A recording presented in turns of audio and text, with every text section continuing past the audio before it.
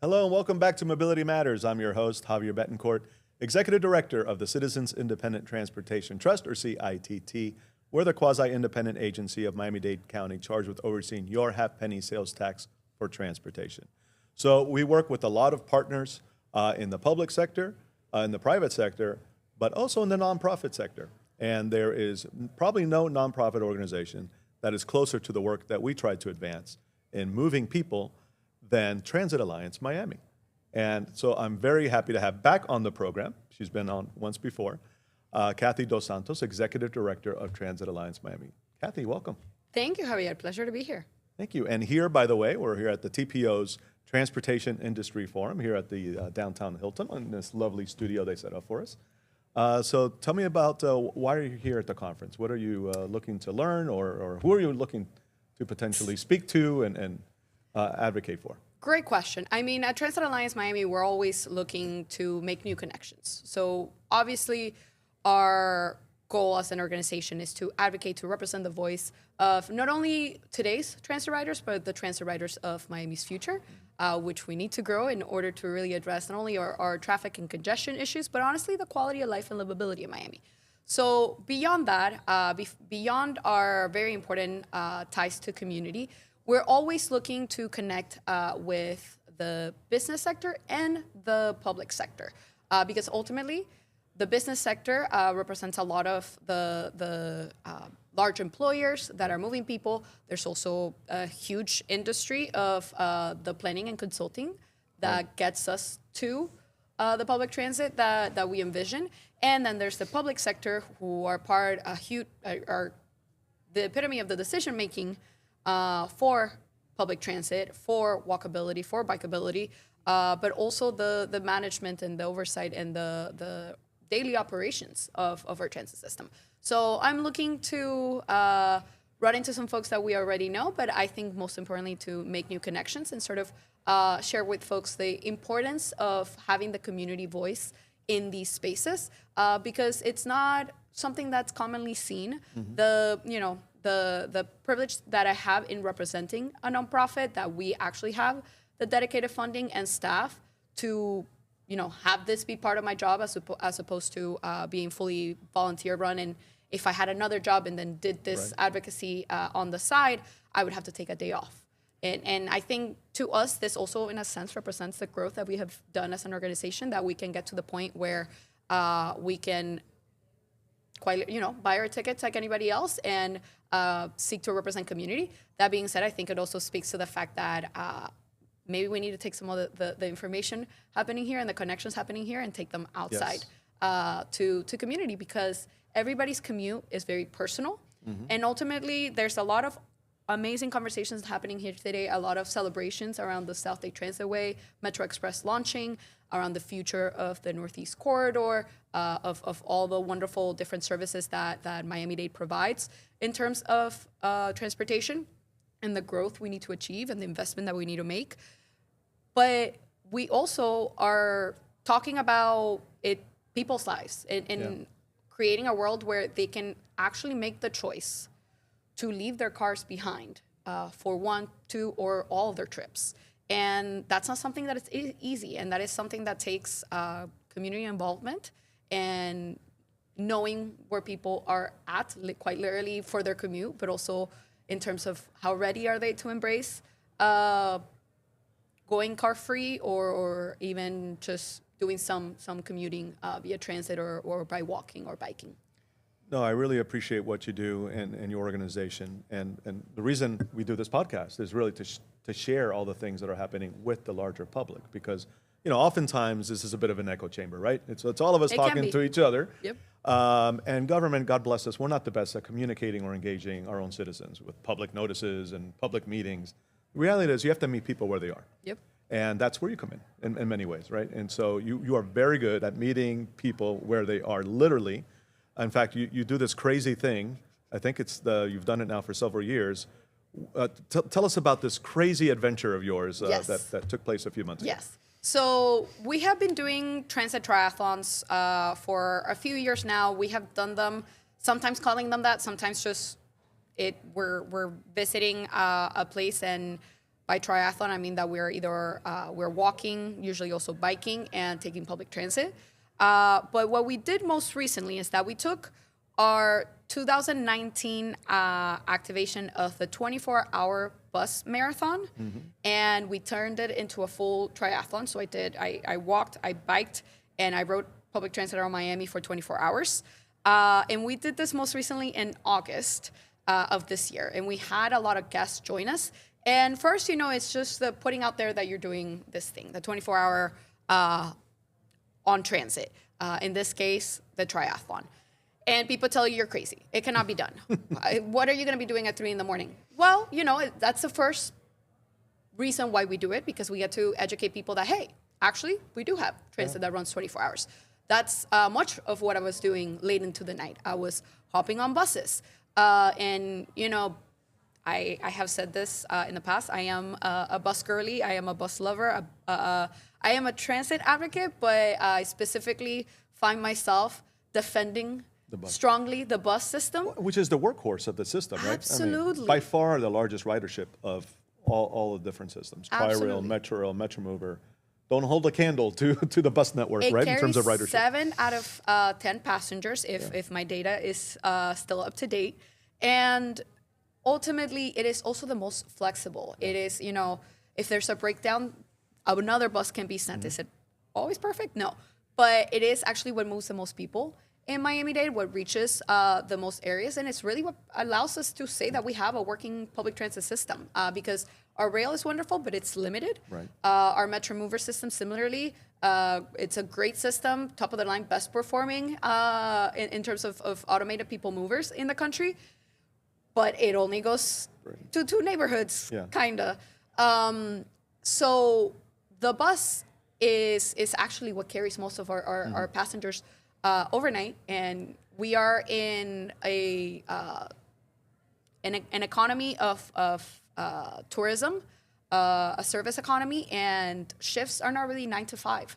A lot of people do those commutes, and that's what we see our crazy traffic. But even in our current traffic patterns, I live in Miami Beach, and at 2 p.m. you already are stuck and on the beach, and you have to plan your day around that if you don't want to be on the 836 for 45 minutes.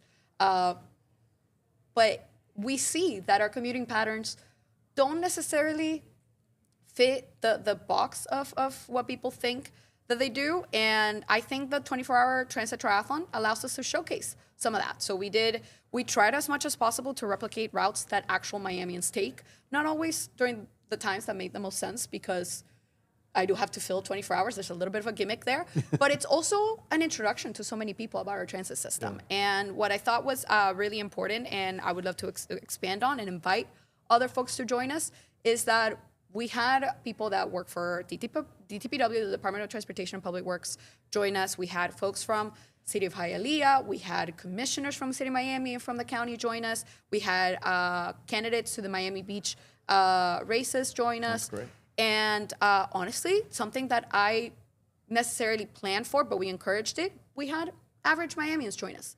We had a volunteer, Yeti, who literally wrote to us and said, hey, this sounds like a bucket list item. Can I join you? And we were like, we don't know how this is going to go, because there's a plan, but we cannot control what happens once we start rolling. Roll with it, Literally. Yeah. And we said, come. Please bring your bike, because there's bike segments. And she did, and she was not the only one that joined us. And she herself did, I believe, 17 hours with me. That's great. Overnight and everything. And it was, it's a publicity stunt. That's what it was. But at the same time is an education opportunity. We truly tried to make it fun for those joining us and for those watching us. And we also try to have nuanced conversations about how mobility varies around Miami-Dade. We started the day by going, yes, from downtown, but we went straight out west, because we know that the commute times for folks that live in Kendall right now is atrocious. It is. And you cannot do much about the traffic other than encourage people to ride transit. But at the same time, the transit that this county can provide in those neighborhoods is limited, because of the zoning and the Right, development. It's low and density, Yes. transit works best in obviously high density, high intensity areas. so. Absolutely. And then those same buses, as beautiful as they are, and we have really nice, comfortable, clean, We do. well-performed, quiet do. buses with Wi-Fi, right? Yeah. But they're stuck in traffic too. Yep. And so it's not exactly saving on time. However, at least you're on the bus, you could do some work, you can watch YouTube, you can read a book. Yeah. Right? It's definitely, I think, an improvement in terms of the stress levels. Yeah. Because Lord knows that driving in Miami, and I say this as someone that learned to drive here. I'm originally from Venezuela, but I came here when I was 13 years old, and I learned to drive here. I'm a quintessential Miami driver, meaning that I am not a great driver. I will say that. I know my lane, and my lane is the bus lane. But I am I think I am the average driver in Miami, and we're constantly, in our cars yelling at each other, and all that builds up. Like, not to be sort of, not to have a kumbaya moment, but that affects our quality of life. Sure. And Affects your work when you get into work in the Absolutely. beginning. It affects your family when you come home in a bad mood.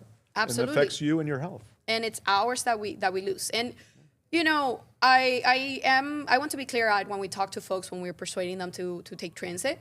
We need further investments so that the transit system can be more competitive to more people.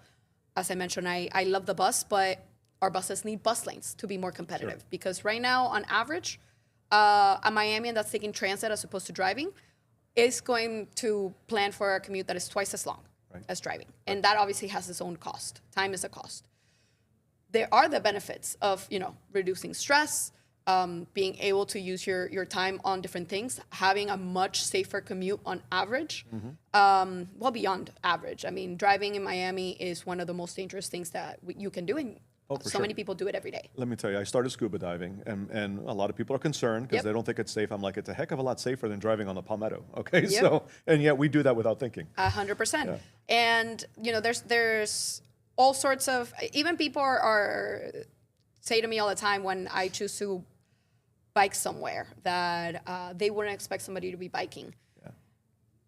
Oh my God, are you going to be safe? And I'm like, hey, it might not be that safe, but at the end of the day, neither is being in your car. Right. Yes, you are more vulnerable, but I'm also doing exercise. There's a perk there. If I Better for your health. Yes, if I use my safety equipment, I have much stronger odds of making it. And it honestly, sometimes we have to defy those preset notions that driving is the most comfortable, best way to move around Miami, because at the end of the day, it's costing us a lot. It does. There are pros and cons to everything. So let's talk about, you talked about bus lanes, dedicated bus lanes. So there is a great project that Indeed. recently launched, the Indeed. Metro Express, kind of also known, I suppose, as the South Corridor Bus Rapid Transit. Yes, a lot of names. So I know you've probably already tried it. Yep. And listen, with the launch of anything new, especially something of that complexity, because it is a complex project, there are going to be hiccups. But overall, what is your feeling on Metro Express? It's already, I would say, market improvement in the experience. I had the chance to ride it this past Monday, went back and forth from Dayland South to Florida City and then and back, and then did it again in the afternoon. And we were talking to riders and interviewing folks about their experience, and also honestly helping some folks with their commute, because what some people still don't know is that there's the Metro Express, but the local route is still serving, and depending on where you're going, you might have to do a bit of a transfer or walk a little bit to your destination. But in terms of the infrastructure and the new buses, it's a great experience. It's, I think, Gold standard. absolutely. And for folks that are not used to taking public transit in Miami, listen, I think all of our public transit is remarkably safe and pleasant. This is definitely sort of like a top-notch Premium service. Exactly. Yeah. Obviously, there has been some hiccups, and there was some coverage. Doug Hanks did a really thorough job at going and trying the system and interviewing folks. And there's still, some kinks to work out. It's my understanding on the Traffic Yes, signalization. the traffic and the signalization gates, is actually being triggered and Yeah. folks not getting stuck at the intersections. That definitely can be improved. As an advocacy organization, we would love to see that signal priority actually be given the entire time, because ultimately these buses carry a lot more people than the individual cars that maybe get slowed down for a couple seconds at those intersections. So as it stands now, the signal Yeah. preemption is only, I think, northbound during In the the morning, AM yeah. peak hours and southbound in the PM peak hours. So Correct. our organization feels the same. We'd love to see that traffic preemption throughout the day, or at least those hours extended. Absolutely. And this is a starting point that can only grow from here. But it is important that it grows because, again, we know that in order for us to address our congestion issues, we have to shift folks to other modes other than driving. And public transit, the system that we have now, is not going to work for everybody, but every single improvement brings, sort of grows the umbrella of who can ride in these buses, who can reach public transit safely and make it a part of how they move. And that is one car less on the road. Yep. So to the drivers, I will say, I understand that maybe it's not for you yet. Have patience. Understand that every single bus that slows you down mere seconds is 40 cars in front of you that are not there anymore. You cannot see it, Yeah. but know that the numbers are actually helping your commute also. And that public transit is actually, it ends up being a public benefit for everybody, the folks riding it and the folks driving. Sure. But it's a very exciting project. We actually, will very strongly say that I think Miami-Dade needs to embrace more projects that can be built in the timelines that the BRT. Yes, it took years, but the reason why we have Metro Express today is because we made a tough but realistic decision of how to provide an improved service to transit riders in a timeline that made sense and in financial constraints that made sense. Because to me, it's still amazing to hear that this project was done with millions of dollars as opposed to billions, because almost every single project that is being considered right now is in the billions, and they deserve to be built. They are important projects. But that billion threshold is much harder It's to difficult, right? cross. It's difficult, and Yeah. so here, this was a $300 million project, Yep. split evenly between our local match to have penny, state, and federal. And so great partnership, achievable amount, and here we have a completed project that is now Absolutely. going to help move people, so it's wonderful. So in the time we have left, let's switch gears a little bit and talk about how we connect people now to these transit corridors. Yep. So let's just use Metro Express as an example, right? Once you get there, it's great, right? You're on a dedicated bus lane, it's going to get you to where we're going faster. But how do you get to and from it, right? Right. So let's talk about first last mile connectivity. Yeah. I know it's an area where Transit Alliance is really kind of expanding into. Yes. And on first and last mile connectivity, I'll say this. First and foremost, good transit begins at your doorstep. We use this sort of broader analogy or broader definition of transit at Transit Alliance. We say it's anything that gets you from point A to point B without a car. So we say this because sidewalks are public infrastructure that enable transit. And, they're not a bus or a train or a metro mover, but they play a critical role in getting you there. So do bike lanes. So does our rideshare systems that are publicly funded. So does even sometimes it's carpooling for folks. That does involve a car, so not quite our definition. But my point being is that people are going to take whatever makes the most sense for them. That being said, once you enter your car, and even if it is with the initial purpose of driving to a park and ride to then get on the bus, it is a hard temptation to overcome, to tell people you're going to do this additional switch when they're already in their car. Yeah. A Once lot of you're in, it's- you might it's- as well just keep driving. Even Exactly. in traffic, so. Exactly, because the reality is that you're probably going to encounter some traffic even getting to that station, where we're at. So that's where diversifying the first and last mile option is absolutely critical for folks, and making it a comfortable experience, a safe experience, and honestly, a time-effective experience. Something that is becoming very popular around Miami-Dade is electric micromobility, e-bikes and e-scooters. And it makes complete sense because we know that we have an affordability crisis. On average, people are spending, the TPO report that I was leafing through said $12,000. I've seen the Miami Herald say that on average, we're spending about $15,000 on transportation in Miami-Dade as a household. And that's a lot of money. So we still have a lot of households that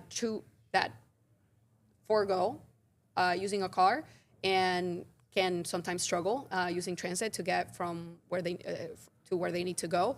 But a lot of folks are being able to make this choice in sort of from a safer point of view in terms of making sure that they're still on time to work and able to get to where they need to go by investing in a micromobility device that is fairly cheap when we're comparing it to a car. Right. And at the same time, you have people who are, pedestrians who are upset. It's like, I have an e-scooter riding on the sidewalk, and it can be dangerous because they can pick up quite a bit of speed. And we do support there being some regulation of how quick these devices can be, because it is important that everybody is safe on the road.